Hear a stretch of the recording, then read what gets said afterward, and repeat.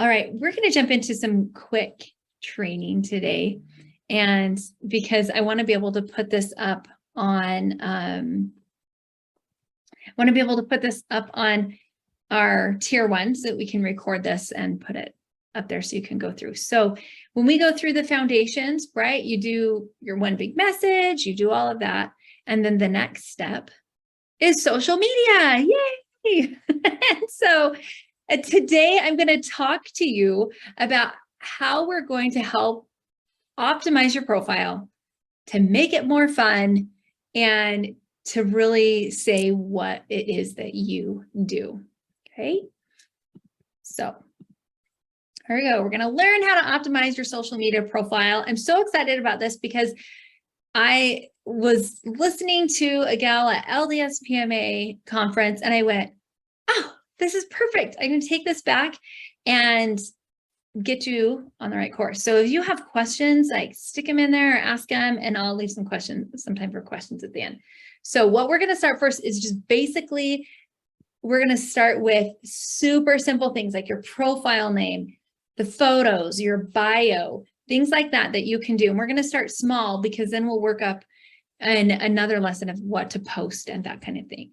So the first thing is we're going to start with that profile picture. Okay. When you put up a profile picture, you want this to be either a headshot of you, or if you are doing a company, you want it to be of your company's logo. Okay. So if it's you're branding, if you're going to become a speaker and people are going to do we'll talk about your profile name and username in a minute, but have a headshot of you. Now, if you're somebody like Angela Myers, she is company, right? She's got a company called Kudos for Kids, Kudos for Families. She's going to have her logo there. Does that make sense? So if it's a person, why is it a good idea to have a picture of you, a personal shot? Why would you do that? Trademark, like people need to know who you are. Absolutely. Associate you with your business. I love that. First of all, they know who the face of the business is, right? So important. Another part is, or Taylor, did you have something? Oh, I see it. I feel like it builds that connection. Exactly, right on. Like people want to see your eyes, right? So if you ever gotten onto somebody's profile and you're like, I'm not sure if that's the right person, you keep trying to screenshot and zoom in and see the picture, be like, is that really the person? So yeah, you want a headshot. You want it high quality, right? And luckily for us, most of our cameras on our phones now can do that, but make sure that it's a high quality photo. If you have something where somebody's done a headshot, do that. If not, have somebody take one for you, and just with a phone until you could get a branded picture. Do it up close, do it branded. So that way, if you're not grunge, don't wear grunge. So I'm trying to wait. There we go. So here's some examples of Connie. So I've got her Instagram profile as well as her LinkedIn profile. And you can see we've got two different headshots, but you can see they're up close. They're branded with her look and feel. Both of these headshots are ones that she has used professionally. You can find them on her website. They can use as speakers. Okay. So that would be your first thing. So if yes, Trusha. Sorry about that. So correct me if I'm wrong, but the idea that I think I'm getting is if you work with people say one-on-one, like I'm a faith-based life coach, you probably want to put a headshot in there because it's you personally working with people. But yes, like Angela Myers, it's more about her product. Yeah. Well, she also has a nonprofit organization, right?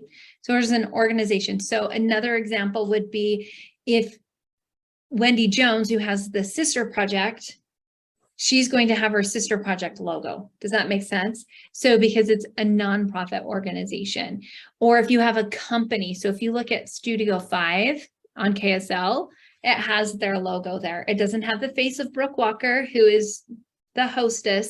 It actually has their logo there. Does that make sense? Or you go to the church, like the church news, it has their logo. Okay. So it just depends on what that is. But if you are being the one branded, and most of you, it is going to be you. but if you have two different ones, then yeah. So going with that next. So the next step is your bio. Okay. And it's going to look different whether you're on Instagram or you're on Facebook or you're on LinkedIn, but either way, in your bio, you basically want like your one big message. What do you do? And it's going to say, who do you serve? What do you do? How do you help? And on Instagram, it's recommended to use bullet points or emojis or something to break it up. You don't need to over emoji it, right? But kind of gives you an idea of your personality. Okay. But that way people can they're basically trying to get a snapshot of who you are. However, if you're on Facebook or LinkedIn, so if I go back, let me go back one. So if you look at Connie's, you see on Instagram, it's bulleted out. She's a speaker, she's an author, a TV host, podcaster, right? But you go down to LinkedIn, it's got her bio's quick and it's short. On LinkedIn is a little different. And if you were to go to her Facebook page, you would see it's more in a paragraph form, right?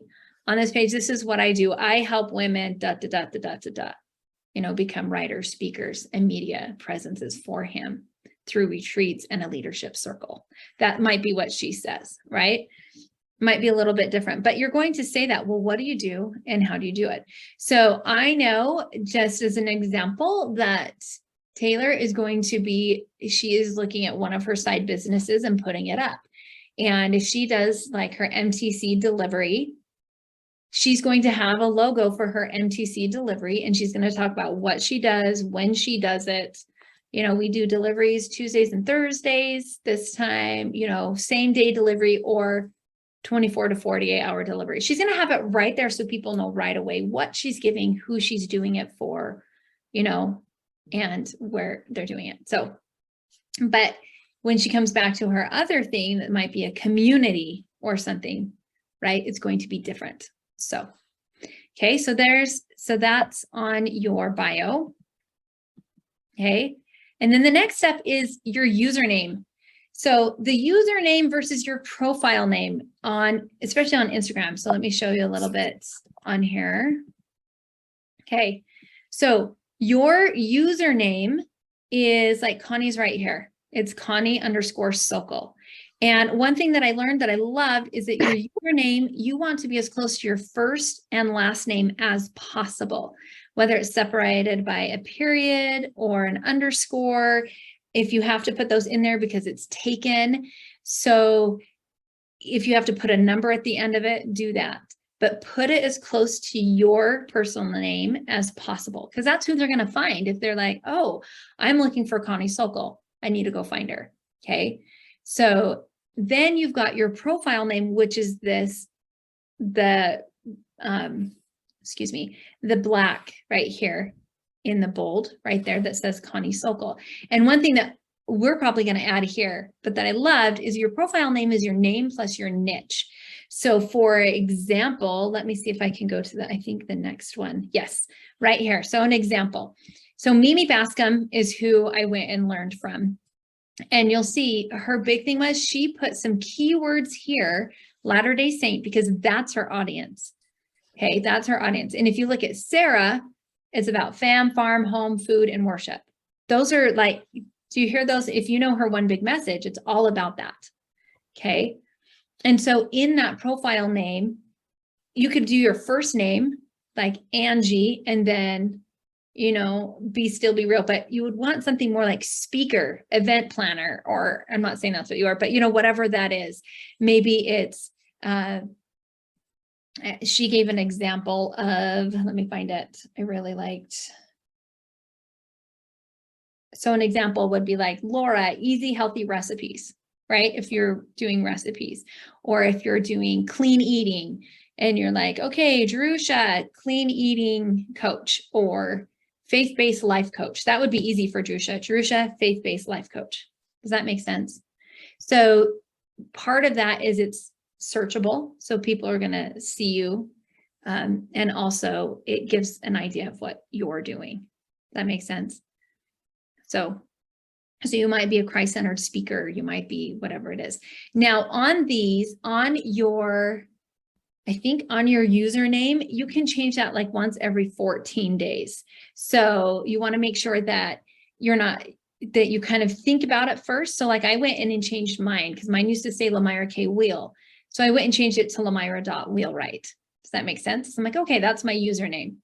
On your profile name, that might be a little less. I think what I understand is that your profile name can only be changed once every 30 days. So really think about what you want that to say first before you just go in and just start throwing and editing it. Does that make sense?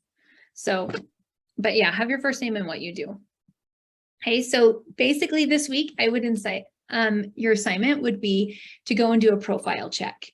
Okay, so you want to go look at your photo. Is it quality? Is it clear? Is it branded? Could you change that? So that way we can see your cute face, right? Or if you are a company, does it have your logo on it? And make sure that on your logo, when you put that up there, you want to do the very simple logo, not the one that necessarily that has all the words but has the picture logo, if that makes sense. Right. So you know how you have, so like with Jerusha, if she were going to do, like it was a community, right? She was going to do her Forward with God community. It was separate. It was a company. Then she might have her lotus flower there versus having all the words. Does that make sense? So, because you usually have a couple different logos. Okay. So look at your photo, then go ahead and update your username and your profile name. Think about that, get that up there, and then update your bio with your one big message, your audience, how you do what you do, how you help them.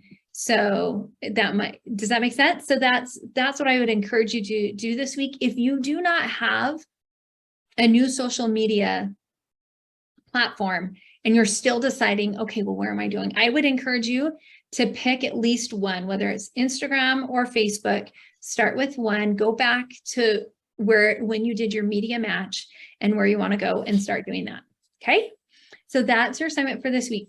Are there any questions on this piece of the social media? Okay.